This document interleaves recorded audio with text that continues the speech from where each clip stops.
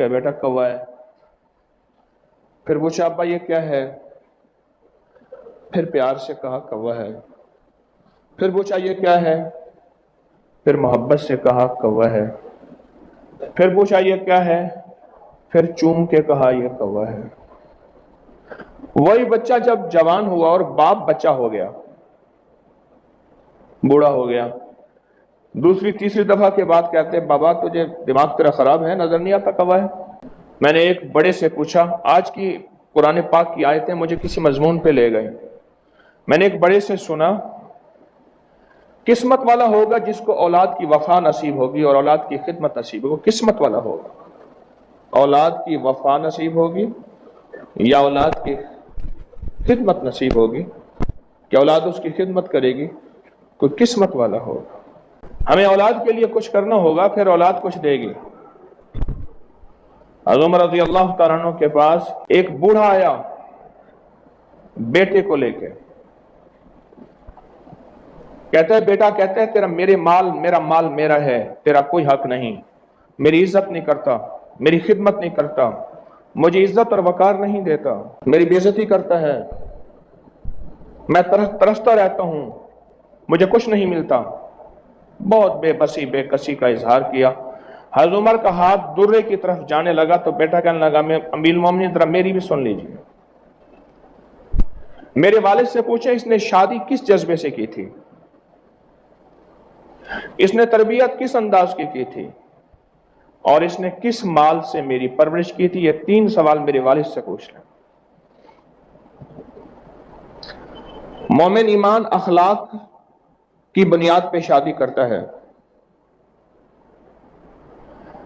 عیسائی حسن کی بنیاد پہ شادی کرتا ہے، یہودی دولت کی بنیاد پہ شادی کرتا ہے. میرے باپ سے پوچھے اس نے کس کی بنیاد پہ میری ماں سے شادی کی تھی.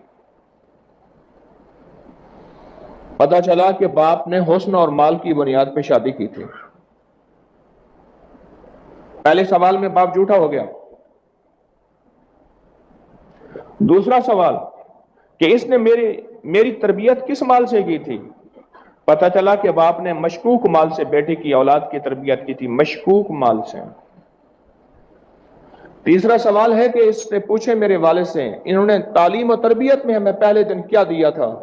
انہوں نے کہا تعلیم و تربیت میں اس نے پہلے دن دیا تھا کہ بیٹا بڑا ہو کے ڈاکٹر بنو گا، انجینئر بنو گا. میں اپنے طور پہ لفظ کہہ رہا ہوں. پہلے دن میں یہ باپ نے اولاد کو نہیں کہا تھا کہ بڑا ہو کے میں انسان بنوں گا.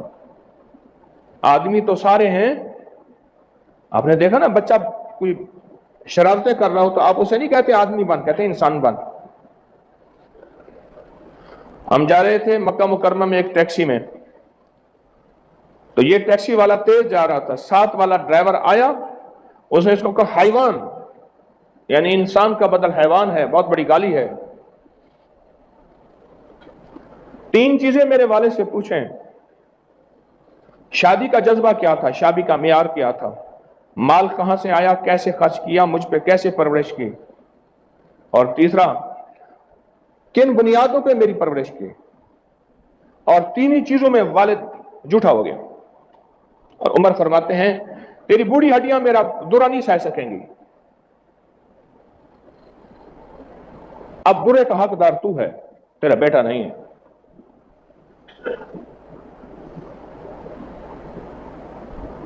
جہاں والدین نے یہ نظام اور نظم سامنے رکھنا ہے، وہاں ایک دعا کا اہتمام بھی لازم کرنا ہے.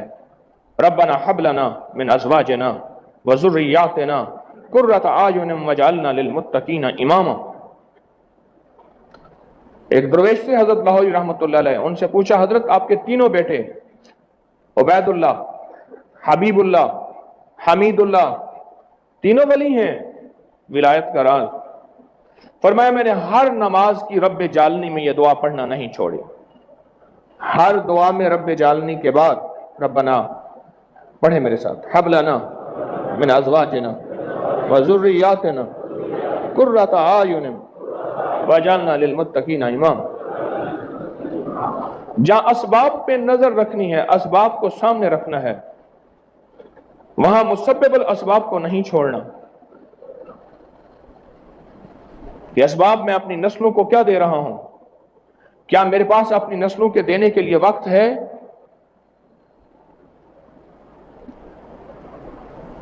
کیا ان کی تربیت کے لیے میرے پاس وقت ہے؟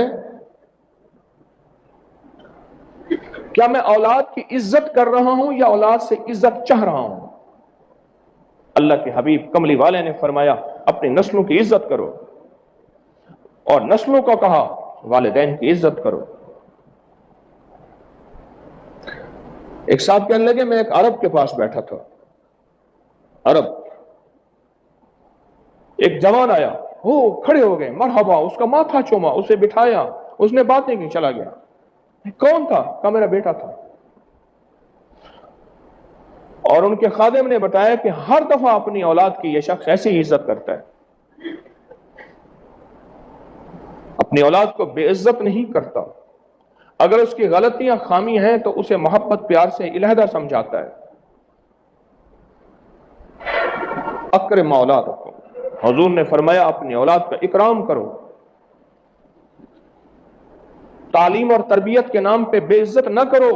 تعلیم اور تربیت کے نام پہ، یہ لفظ میرا، تعلیم اور تربیت کے نام پہ، ورنہ وہ رد عمل ہوگا، پھر کہتے ہیں اولاد عزت نہیں کرتی۔ اور دوسرا، اس دعا کا اہتمام، ربنا حب لنا، اے میرا اللہ، ربنا حب لنا من ازواجنا، مولا مجھے اور میری بیوی، ازواجنا یا بیویاں، وذریاتنا، اور میری ذریت، اور یہاں ذریاتنا سے مراد موجودہ نسل نہیں، قیامت تک کی نسلیں ہیں۔ ربنا حب لنا من ازواجنا وذریاتنا قرۃ اعین، آنکھوں کی ٹھنڈک بنا دینا۔ اس دن میرے ایک پرانے دوست تھے، بڑے عرصے کے بعد ملے، حال احوال پوچھا، بیٹے کا کیا حال ہے، بیٹی کا کیا حال ہے؟ اس نے جو لفظ کہا نا، وہ لفظ پتہ کچھ نہیں کہا، کہہ رہے ہاں ٹھنڈی ہوائیں آ رہی ہیں، بس۔ میں نے کہا بیٹی بھی آئی تھی، بیٹی بھی آئی تھی، اس کا کیا حال ہے؟ کہنے لگا ٹھنڈی ہوائیں آ رہی ہیں۔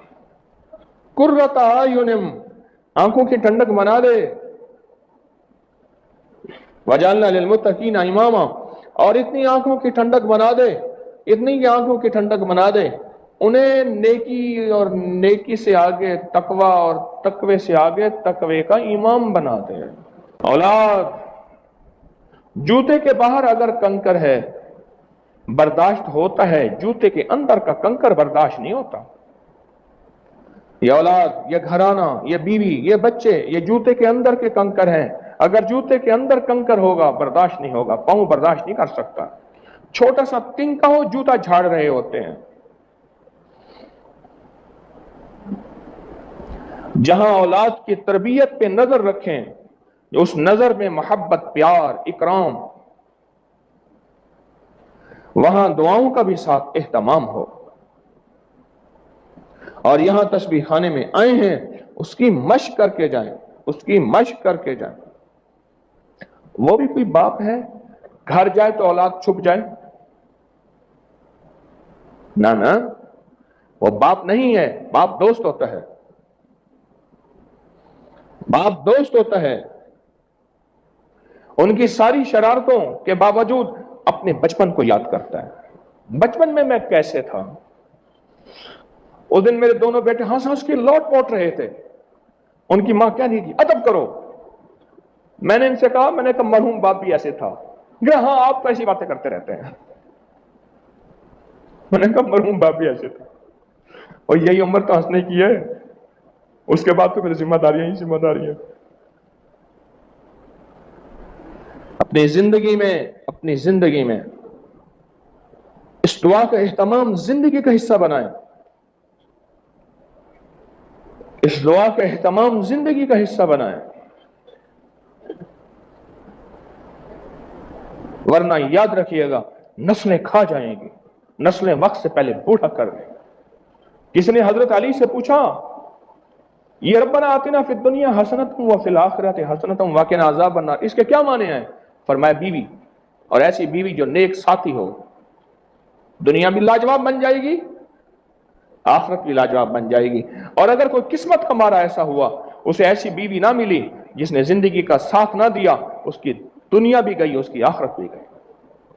عورت रब्बना आतिना फिद दुनिया हसनतन, दुनिया भी लाजवाब, दुनिया का पैकेज भी लाजवाब, व फिल आखिरति हसनतन, आखिरत भी लाजवाब और आखिरत का पैकेज भी लाजवाब।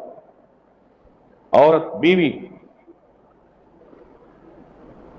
पहले माएं देखती थी इसकी नानी कैसे है, इसका खानदान कैसे है। अब शादियां अपना इंतखाब होता है, बड़ों का इंतखाब नहीं होता। और मैंने मोहब्बत और प्यार की शादियों को सिसकते, रुलते, तड़पते, बर्बाद होते देखा। उसकी बुनियादी वजह माँ बाप की दुआएं नहीं होती, या फिर माँ बाप को मजबूर कर देते हैं। माँ कहती, बाप कहते ठीक है बेटा फिर तुम नहीं गुजारनी है, तो कहते मैंने माँ से इजाजत ले ली है। ये इजाजत नहीं है, उनमें उनकी ठंडी आहें हैं, उनकी दुआएं नहीं हैं, आहें हैं। आहें और दुआएं फर्क है।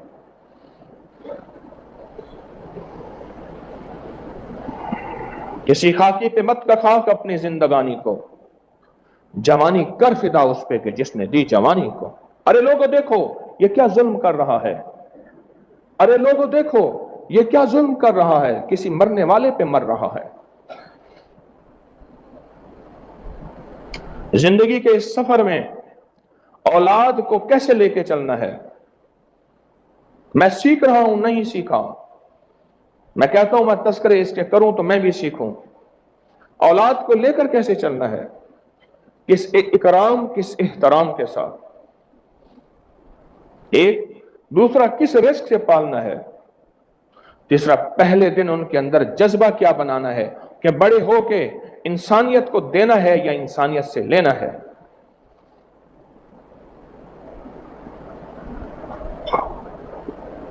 हाँ, और इस दुआ का एहतमाम, ये दुआ अपनी हर नमाज की, हर अत्तहियात की, हर रब्बे जालनी के बाद, इस दुआ में पैकेज है बीवी या बीवियों का, इस दुआ में पैकेज है नस्लों का, इस दुआ में पैकेज है नस्ल दर नस्ल का, और इस दुआ में पैकेज है आंखों की ठंडक, दिलों की राहत।